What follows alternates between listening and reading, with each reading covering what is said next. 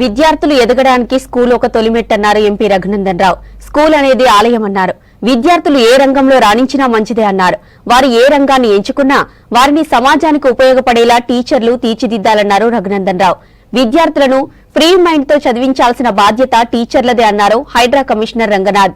సంగారెడ్డి జిల్లా BHEL township లోని జ్యోతి విద్యాలయ high school 45వ వార్షికోత్సవంలో పాల్గొన్నారు MP Raghunandan Rao, HYDRAA commissioner Ranganath. I can say them that the destiny of a nation is decided in the four walls of classroom. This is what Swami Vivekananda says. As you are the teachers, most of the time the students will try to spend with you, and you are the role models of your students. The way in which a teacher behaves in the classroom, it attracts the students and it develops the personality of a student also. The all-round development of a student is much needed in this generation because India is suffering with a lot of diabetic patients in the world. India is standing in the first position.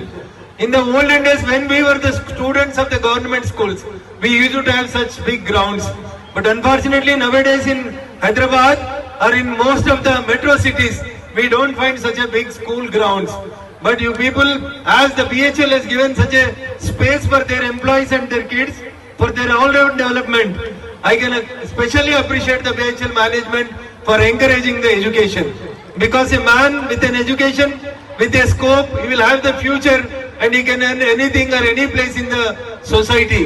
That is the reason why the teachers will always be respected in the society, because even though they are not getting the salaries as expected by them, not Jyoti school but the other schools and the government teachers, but they will always try to light the lamp in the students' brains.